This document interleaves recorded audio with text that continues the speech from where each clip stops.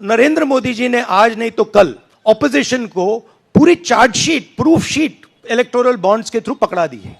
इसीलिए थोड़ा टेरर हो रहा है उनको, क्योंकि उनको लग रहा है कि भैया अगर 400 पार नहीं 180 हो गई, 160 हो गई, 140 हो गई तो नैया पार हो जाएगी। ये चुनाव 2-3%, 5% और बाकी हिंदुस्तान के बीच में चुनाव है, और जो बाकी हिंदुस्तान चाहता है वो इस मैनिफेस्टो में है, और जो 2% चाहता है, जो अदानी जी चाहते हैं, वो आप उनका मैनिफेस्टो देख लीजिए, आपको पता लग जाएगा। उसमें उनकी रिक्वेस्ट लिस्ट पूरी की पूरी आपको मिल जाएगी। It is a close election and we are going to fight an excellent election and we are going to win the election.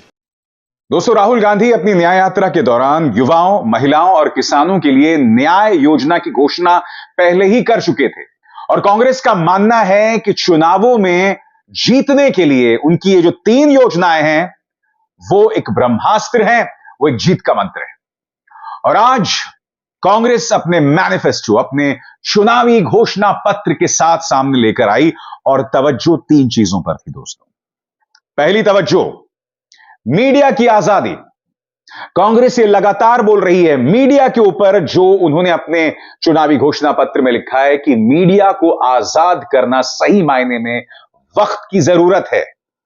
उन्होंने आगे यह भी कहा कि फेक न्यूज, फर्जी खबरें एक कैंसर के तौर पर बन गई हैं। इंटरनेट पर जिस तरह से अंकुश लाया जाता है, उस अंकुश को हम खत्म करेंगे अगर हम सत्ता में आएंगे। हालांकि मीडिया के बारे में कांग्रेस ने अपने घोषणा पत्र में काफी चीजों की बात की है, एक चीज का जिक्र उन्होंने नहीं किया। पिछले 10 सालों से हम लगातार देख रहे हैं कि टेलीविजन मीडिया ने जिस तरह से दंगा भड़काने वाले कार्यक्रम किए, क्योंकि आप इसे फेक न्यूज की कैटेगरी में नहीं ला सकते, ये बाकायदा दंगा भड़काऊ शोज हैं। इस पर कांग्रेस ऐसा लग रहा है खामोश दिखाई दे रही है। मैं उम्मीद कर रहा था कि जिस तरह से समाज को बांटने वाले कार्यक्रम रोज गोदी मीडिया के गुल्लू कालू और पापा की परियां करते हैं, मैं ये उम्मीद कर रहा था कि इसका जिक्र होगा। हालांकि फिर भी मीडिया को लेकर कई अहम चीजें कही गई हैं, उसका जिक्र बाद में। मगर राहुल गांधी आज सामने आए, उन्होंने कहा कि यह चुनाव बहुत अहम चुनाव है। बकौल राहुल गांधी, नरेंद्र मोदी ने ईडी, सीबीआई जैसी तमाम संस्थाओं को कैप्चर करके फाइनेंशियल मोनोपोली बना ली है, लेकिन अब इलेक्टोरल बॉन्ड की सारी जानकारी सामने आ गई है, किससे उगाही हुई, किसको कॉन्ट्रैक्ट दिया गया, कॉन्ट्रैक्ट के बाद किसको कितना पैसा दिया गया। प्रधानमंत्री 400 की उम्मीद कर रहे हैं, मगर बकौल राहुल गांधी उन्हें 180 नहीं मिलने वाले। सुनिए वो क्या कह रहे हैं। मगर जो राजनीति में आज हो रहा है वो क्लियर है कि सब पार्टीज को नरेंद्र मोदी, ईडी, सीबीआई, इन इंस्टीट्यूशंस को कैप्चर करके फाइनेंशियली मोनोपोली बना रहे हैं अपनी। और चुनाव के बाद रियलिटी है कि ये जो फाइनेंशियल मोनोपोली बड़ी इंटरेस्टिंग चीज है, क्योंकि सारा इंफॉर्मेशन, सारा का सारा इंफॉर्मेशन, किससे एक्सटॉर्शन किया है, किसको कॉन्ट्रैक्ट दिया है, कॉन्ट्रैक्ट देने के बाद उसने कितना पैसा दिया है, वो पूरी ब्लूप्रिंट, पूरी की पूरी ब्लूप्रिंट इलेक्टोरल बॉन्ड्स में लिखी हुई है। तो नरेंद्र मोदी जी ने आज नहीं तो कल ऑपोजिशन को पूरी chargesheet, proof sheet electoral bonds के थ्रू पकड़ा दी है। तो इसीलिए थोड़ा टेरर हो रहा है उनको, इसीलिए नंबर निकला है 400 पार। इसलिए ये महाराष्ट्र में हमारे नेता ले जा रहे हैं, हरियाणा में सब जगह हमारे नेता ले जा रहे हैं, क्योंकि उनको लग रहा है कि भैया अगर 400 पार नहीं 180 हो गई, 160 हो गई, 140 हो गई तो नैया पार हो जाएगी। राहुल गांधी ये भी कह रहे हैं कि दरअसल ये चुनाव लोकतंत्र और संविधान को बचाने का चुनाव है। सुनिए, जो चिदंबरम जी ने कहा उससे मैं सहमत हूं, मगर ये जो चुनाव है ये लोकतंत्र को और संविधान को बचाने का चुनाव है।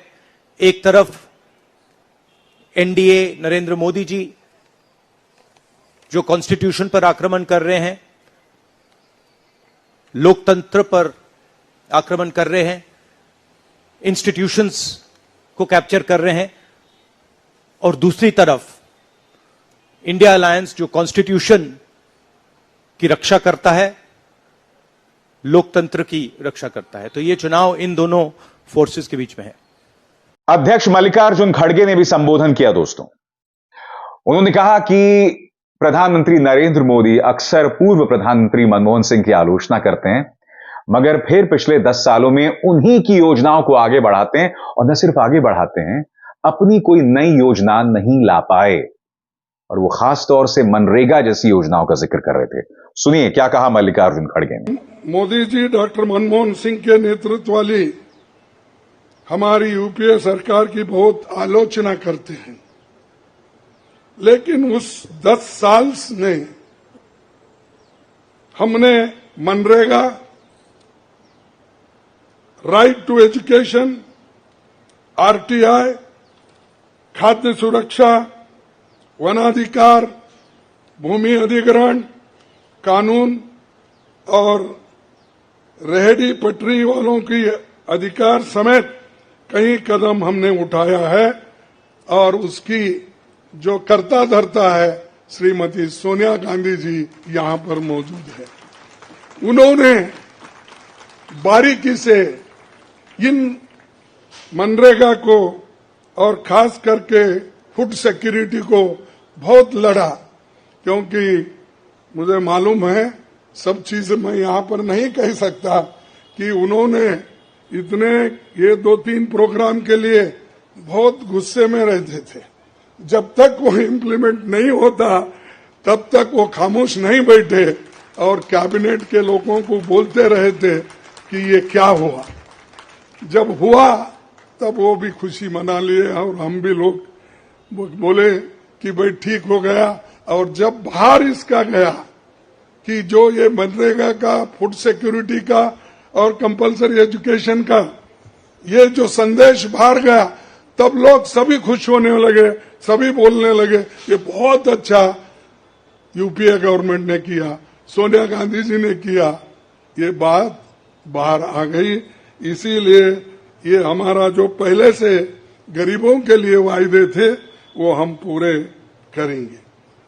मोदी जी 10 सालों में इसके मुकाबले का एक काम भी नहीं कर सके। आप बताइए कौन सी ऐसी बड़ी फैक्ट्री जो एम्प्लॉयमेंट क्रिएट कर सकती है, जो नेहरू जी के जमाने में बने, वैसे कोई एक बड़े बड़े काम उन्होंने किया है। तो जैसा मैंने बताया दोस्तों, कई अहम घोषणाएं की गई हैं मीडिया के लिए, चुनाव आयोग के लिए और जांच एजेंसीज के लिए। मीडिया का जिक्र मैं कर चुका हूं दोस्तों। चुनाव आयोग को लेकर भी उन्होंने एक अहम घोषणा की है। उन्होंने कहा कि हम एक ऐसी व्यवस्था लाएंगे जिसमें ईवीएम की काबिलियत हो और बैलेट पेपर की पारदर्शिता, यानी कि ईवीएम और बैलेट पेपर को एक साथ लाया जा सके। किस तरह से? बकौल राहुल गांधी, हम वीवीपैट व्यवस्था को दुरुस्त करेंगे, यानी कि जब भी आप वोट देकर आए, आपको पर्ची मिले जिसे वीवीपैट कहा जाता है, आप उसकी जांच करें और फिर आप उसे बक्से में डाल दें, ताकि कल को कोई विवाद हो तो वीवीपैट की पर्चियों को परखा जा सके। इस योजना के खिलाफ चुनाव आयोग लगातार दिख रहा है। राहुल गांधी ने इस बात का जिक्र किया अपने चुनावी घोषणा पत्र में। कांग्रेस ने अपने चुनावी घोषणा पत्र में इस बात का जिक्र किया।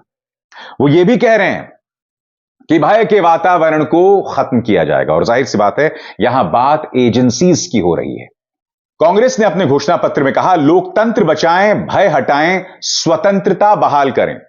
भारत के लोकतंत्र को खोखला किया जा रहा है। ऐसा माना जा रहा है कि संसद सहित प्रत्येक संस्था ने अपनी स्वतंत्रता खो दी है और कार्यकारी सरकार के अधीन हो गई है।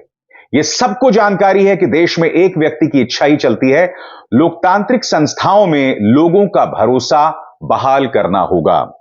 दोस्तों, हम ये उम्मीद कर रहे थे कि prevention of money laundering act, PMLA, जिसके जरिए विपक्ष के नेताओं को जेल में भेजा जा रहा है, उस पर कांग्रेस सख्त तेवर अपनाएगी। हालांकि उन्होंने अपने घोषणा पत्र में इस बात का जिक्र जरूर किया है कि किस तरह से भय पैदा किया जा रहा है, और भय पैदा करने का जरिया कहीं ना कहीं एजेंसीज भी हैं, और इस भय को खत्म करने की बात। मगर क्या एजेंसीज का जो पूरा दबदबा है, खासतौर से ईडी की जो ताकत है, इनकम टैक्स को जो ताकत दी गई है, उस पर कांग्रेस फिलहाल खामोश दिखाई दे रही है। इस घोषणा पत्र में यह बात अभी कहीं दिखाई नहीं देती। तो इसका क्या मतलब माना जाए कि अगर कांग्रेस सत्ता में आ जाएगी तो क्या उसी फल का स्वाद भाजपा को चखना पड़ेगा जो पिछले 10 सालों से वो विपक्ष को चखा रही है? ये सवाल है ना, क्योंकि कायदे से इस घोषणा पत्र में साफ तौर पर कहा जाना चाहिए था ईडी की ताकत को खत्म किया जाएगा। जिस अंदाज में वो लोगों को गिरफ्तार कर लेते हैं, इनकम टैक्स जिस तरह से खौफ का पर्याय बन गई है, उस पर अंकुश लगाना होगा। भय की बात कांग्रेस जरूर कर रही है, मगर इसका जिक्र दोस्तों कहीं नहीं किया जा रहा है। इसी तरह से मीडिया की जहां बात की जाए तो वो बता रहे हैं कि कांग्रेस का हमेशा से मानना रहा है कि मीडिया के दुरुपयोग को ठीक करने के लिए स्वनियमन सबसे अच्छा तरीका है। कांग्रेस स्वनियमन यानी सेल्फ रेगुलेशन की प्रणाली को मजबूत करने, पत्रकारिता की स्वतंत्रता की रक्षा करने, संपादकीय स्वतंत्रता को बनाए रखने के लिए भारतीय प्रेस परिषद अधिनियम 1978 में संशोधन करेगी। इसके अलावा कांग्रेस फर्जी और पेड न्यूज के खतरों से निपटने के लिए परिषद को सशक्त बनाने के लिए भारतीय प्रेस परिषद अधिनियम 1978 में संशोधन करेगी। फेक न्यूज, फर्जी खबरों पर अंकुश लगाना चाहती है, क्योंकि इसी मीडिया का शिकार जो है वो कांग्रेस और पूरा विपक्ष दिखाई दे रहा है। मगर बड़ा सवाल यह दोस्तों, आपको क्या लगता है कि क्या घोषणा पत्र से चुनाव जीते जा सकते हैं, या चुनाव जीते जाते हैं नेता के करिश्मे और नेता की अपनी सोच, उनकी अपनी विजन? देश की जनता के सामने नरेंद्र मोदी क्या चाहते हैं, क्या कर रहे हैं, वो सब कुछ है। राहुल गांधी एक न्याय यात्रा, दूसरी भारत जोड़ो यात्रा कर चुके हैं, जिसमें उन्होंने बताया कि वो किसानों के लिए क्या करेंगे, महिलाओं के लिए क्या करेंगे, युवाओं के लिए क्या करेंगे। तो दोनों नेताओं का विजन जनता के पास है। फर्क यही है कि एक नेता को खलनायक के तौर पर मीडिया पेश करता है, प्रचार तंत्र उनके बारे में झूठ बोलता है, और दूसरी तरफ एक नेता यानी हमारे प्रधानमंत्री नरेंद्र मोदी को ईश्वर तुल्य भगवान के तौर पर पेश किया जाता है। तो फर्क है। इसीलिए मैं बार बार कहता हूं, यह मुकाबला बराबरी का नहीं है। तो दोस्तों, अब हमें इंतजार करना पड़ेगा कि भारतीय जनता पार्टी अपने घोषणा पत्र में किन चीजों का जिक्र करती है, क्योंकि कांग्रेस स्पष्ट कर चुकी है कि वो ये चुनाव मुद्दों पर लड़ेगी, वो मुद्दे जिनका सीधा नाता आम जनता के साथ है। अभिसार शर्मा को दीजिए इजाजत। नमस्कार। स्वतंत्र और आजाद पत्रकारिता का समर्थन कीजिए, सच में मेरा साथी बनिए। बहुत आसान है दोस्तों, इस ज्वाइन बटन को दबाइए और आपके सामने आएंगे ये 3 विकल्प, इनमें से एक चुनिए और सच के इस सफर में मेरा साथी बनिए।